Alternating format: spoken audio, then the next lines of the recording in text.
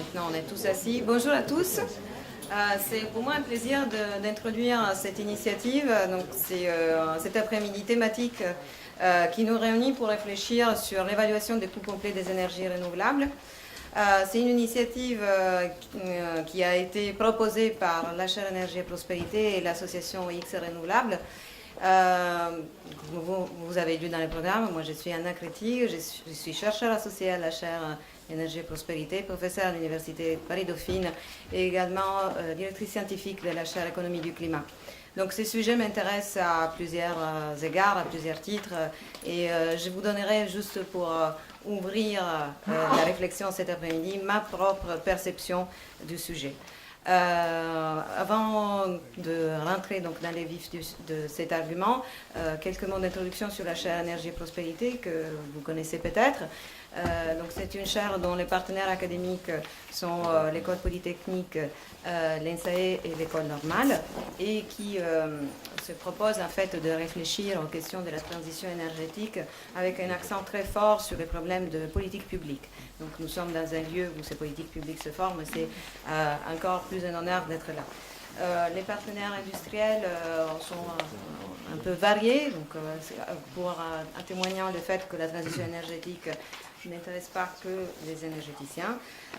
Donc l'ADEME, Air Liquide, l'Agence française de développement, la Caisse des dépôts et consignations, Mirova, Schneider Electric et la SNCF.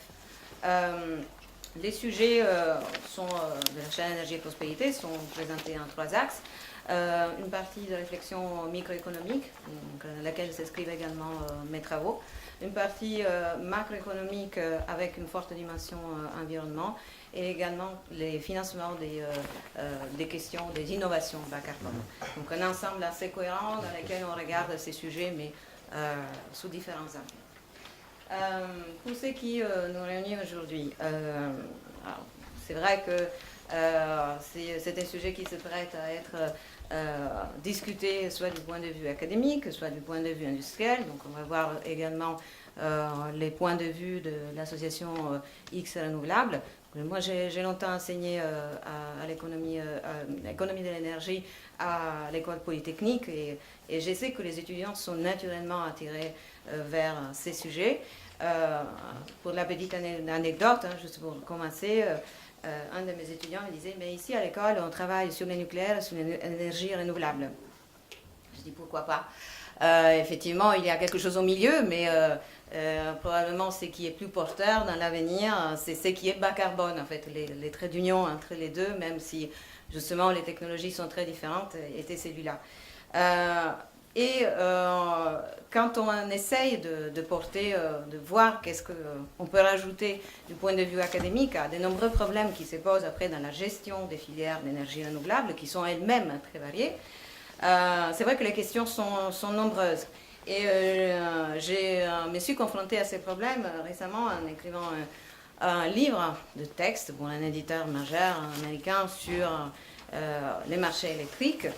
Alors, autant quand il fallait résumer la partie plus standard sur, puisque nous sommes là, la tarification des réseaux, au cœur de la Commission de régulation de l'énergie, qu'il s'agisse des réseaux de transport, de distribution, les théories économiques que je devais résumer et également proposer aux étudiants sont très claires.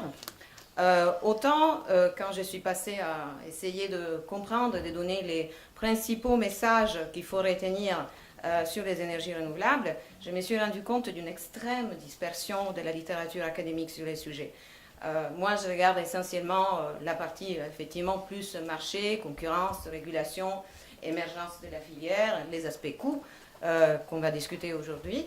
Et c'est impressionnant, les corpus théoriques qui a émergé dans les 5-6 dernières années, et à la fois quelque peu aussi décourageant, parce que si on veut tirer les leçons dans cette optique, justement dans l'objectif d'aller chez mon prochain étudiant qui me demande mais pourquoi on étudie les nucléaires et les renouvelables, et avoir une liste de points qu'il puisse retenir et approfondir et peut-être en faire son métier, c'est un peu plus complexe.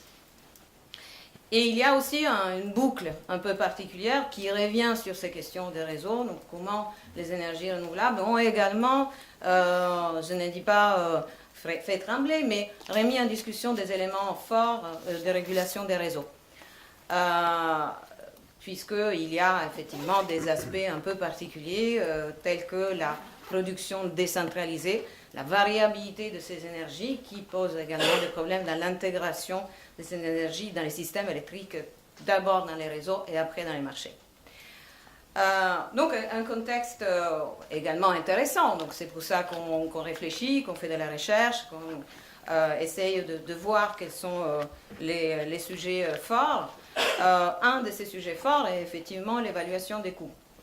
Alors quand on parle d'une filière, c'est sûrement les premiers éléments qu'il faut évaluer, parfois stigmatiser, j'ai dit, mais en tout cas, c'est à partir de là qu'on évalue les premiers éléments qui nous intéressent, c'est-à-dire la compétitivité de ces énergies.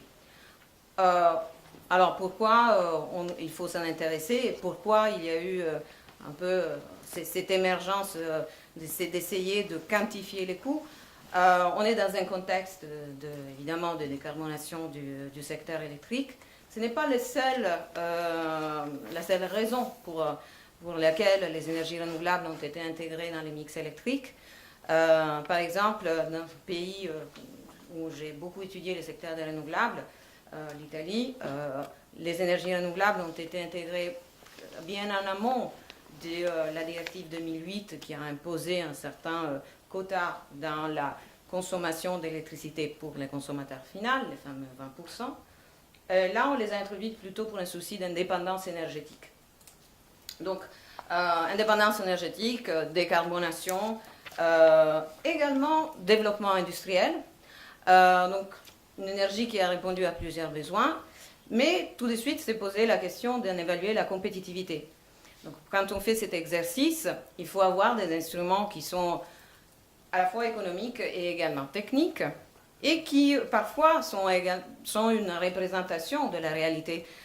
Il faut faire des hypothèses. Quand on fait des calculs, on le sait tous, et les poids de ces hypothèses, quand il s'agit d'évaluer les coûts des renouvelables, est parfois assez fort. Et ceci est vraiment spécifique quand on fait cet exercice à l'évaluation des coûts des renouvelables. Les problèmes se posent également pour les énergies fossiles, mais encore une fois, si je regarde dans la littérature économique ou technico-économique, pour les renouvelables, ceci s'est posé d'une façon un peu spécifique. D'abord parce qu'à l'intérieur des énergies renouvelables, il faut regarder celles qu'on appelle énergies variables, intermittentes, non programmables, selon les types un peu de littérature qu'on regarde. Et après, parce que chacune d'entre elles, donc en particulier si on regarde le photovoltaïque ou l'éolien, ont des caractéristiques techniques très, très différentes, des vies très différentes, une substituabilité différente. Donc pour moi, ça c'est un élément fondamental, comment intégrer les possibilités de substitution dans des mix énergétiques qui peuvent être spécifiques, même pas au pays, vraiment en région, au contexte local dans lequel ces énergies se placent. Également des questions très techniques sur comment on peut évaluer la rentabilité, quel est le taux d'escompte qu'il faut utiliser. Donc tout ceci, en général, je pense qu'on a beaucoup discuté de cela, est imbriqué dans un instrument qui s'appelle coût moyenné des énergies, le fameux LCOI, qui est un instrument, quelque part, à la fois de référence pour les politiques publiques et à la fois un seuil, un indicateur dans les milieux industriels. Et c'est un des éléments de débat sur lesquels on n'a pas un consensus, du moins du point de vue, encore une fois, de la littérature économique. Peut-être que cet après-midi, on arrivera à avoir des consensus, ce serait effectivement déjà une avancée intéressante. Parce que voilà, il y a ces poids des hypothèses qu'on met quand on fait ces calculs. C'est pas la même valeur quand on considère, quand on fait ces calculs en France, en Italie, en Allemagne, et pourtant c'est des pays dont les marchés électriques sont intégrés. Donc à la fois il y a un défi qui est la quantification des coûts à niveau spécifique, local. À la fois il y a toujours derrière l'aspect de la compétitivité vis-à-vis d'autres énergies, donc les marchés. Et dans les marchés, il y a également un objectif d'intégration. Donc, je pense qu'on va discuter de ces sujets à plusieurs niveaux, tout en sachant qu'il y a également un troisième acteur qui est intéressé, c'est-à-dire tout ce qui concerne la politique publique. C'est un autre élément qui peut affecter les coûts des énergies. Alors, pas simplement avec la subvention aux énergies renouvelables, donc les tarifs de rachat et dans leur famille qui en a suivi des incitations plus de marché, mais il y a aussi dans la compétitivité ce qui affecte les coûts des énergies qui sont en concurrence, donc des énergies fossiles. Et donc toute la question est de savoir est-ce qu'on peut avoir des règles un peu de fine-tuning. Est-ce qu'on peut dire vraiment qu'aujourd'hui, on a eu, j'entends des chiffres qui parfois me paraissent un peu délicats. On me dit qu'on fait des appels d'offres où on estime les coûts du solaire à quelque chose qui descend à 30 € du mégawattheure. Je dis, bon, comment est-ce possible? Alors, il y a derrière des avancées, sûrement. Un autre élément qu'il faut quantifier dans les coûts, c'est l'effet d'apprentissage, le learning by doing. Certes, s'il y a des milliards de panneaux photovoltaïques qui sont produits en Chine, il est efficace que des réductions des coûts soient attendues. Est-ce qu'on les répercute ou pas dans les panneaux solaires qui sont en Europe? C'est toute une question. Est-ce qu'on peut s'attendre à ce que ces phénomènes d'apprentissage continuent dans les temps? Et donc, je vous livre cette question. Donc, quel est vraiment les coûts des énergies renouvelables? Merci beaucoup.